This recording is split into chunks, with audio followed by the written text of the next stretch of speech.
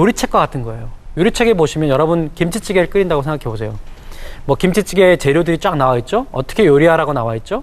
근데 제가 요리한 거나 제가 요리한 김치찌개 그걸 보고 그 다음에 다른 분이 그걸 요리한 거하고 똑같습니까? 다릅니까? 다르죠.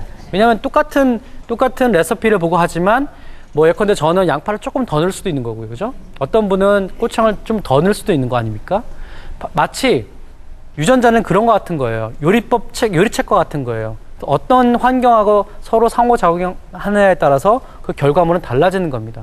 그래서 우리가 유전자를 바꾼다고 우리 인간을 다 바꿀 수 있는 건 아니죠. 우생학이 틀린 이유가 바로 그겁니다. 강의를 정리를 하도록 하겠습니다. 진화가 진보이냐? 이제 우리가 이런 질문부터 시작을 했어요. 그리고 여전히 우리가 그 질문은 의미 있는 질문이기도 합니다. 우리가 수많은 광고들을 보면 뭐 휴대폰이 진화한다, 뭐 자동차의 진화의 끝은 어디냐, 뭐 이런 식으로 해서 진화를 마치 진보인 것처럼 얘기를 하죠. 그래서 진화를 얘기하면 되게 어떻게 보면은 좋은 방향으로 간다라고 사람들이 좋게 받아들입니다. 근데 생물학적으로 보면 꼭 그렇지는 않습니다. 오늘 우리가 보았듯이 복잡성이 정말 증가한 거냐? 그렇게 간단하지 않습니다. 복잡성을 어떻게 정의하느냐에 따라서 다르고 어떤 환경이 계속 지속되는 경우에 어떤 생물체가 어떤 방향을 향해서 가기도 합니다. 하지만 6,500만 년 전에 소행성이 충돌해서 우리가 공룡이 멸종하고 인간의 세계가 됐듯이 영장류의 세계가 시작됐듯이 그런 우발적인 사건들이 진화 역사에서 아주 흔하게 일어납니다. 그렇기 때문에 우리가 진화에 대해서, 진보에 대해서 그렇게 쉽게 얘기할 수 없다는 겁니다. 그럼에도 불구하고 사람들이 진화와 진보를 계속 연결짓는 이유는 바로 그런 역사적 유산 때문에, 우생학 같은 역사적 유산이 있기 때문에 그런 잘못이 있기 때문에 연결을 짓는 거죠. 지금 시대가 바뀌었다 하더라도 그 20세기 초반에 19세기 말에 그런 경쟁이 최고의 가치였던 그런 시대랑 우리가 지금 바뀌었다 하더라도 사실상 우리가 지금 현대 시점도 경쟁의 시대죠. 그다음에 뭐 무한 경쟁이라는 말이 있지 않습니까? 그다음에 국가 경쟁력, 뭐 개인의 경쟁력 이것이 굉장히 최고의 가치처럼 돼 있어요. 그리고 그 경쟁이라고 하는 거는 사실은 그 경쟁을 통해서 진보할 수 있다라고 우리가 믿는 거죠. 그렇지만 꼭 그렇게 볼 필요는 없을 것 같습니다.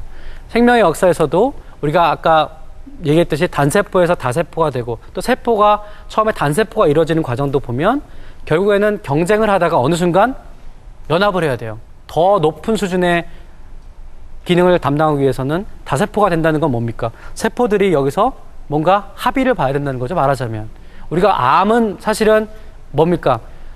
자기가 세포 중에서 잘 소통을 해가지고 뭔가 우리가 같이 공통으로 하나의 몸을 잘 이끌어가자가 아니고 나만 홀로 경쟁해서 나만 홀로 더 많은 복제본을 남기려고 하는 시도 아닙니까?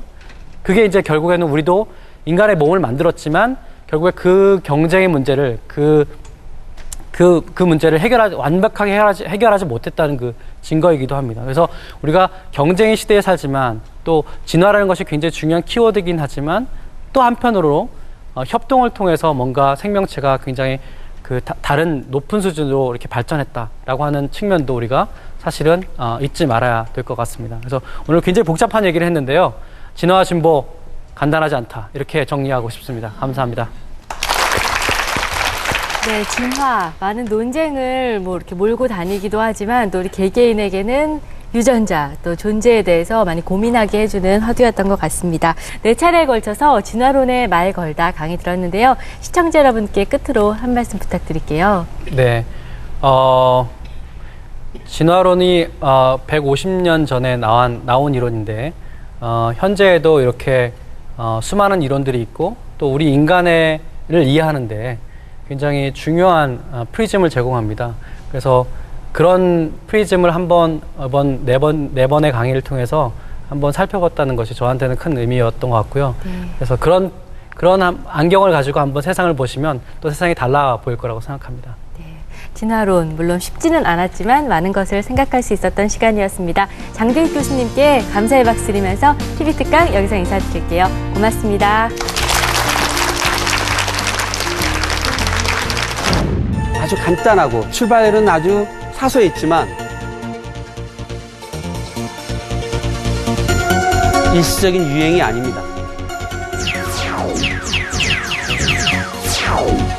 SNS는 미래 경쟁력이다.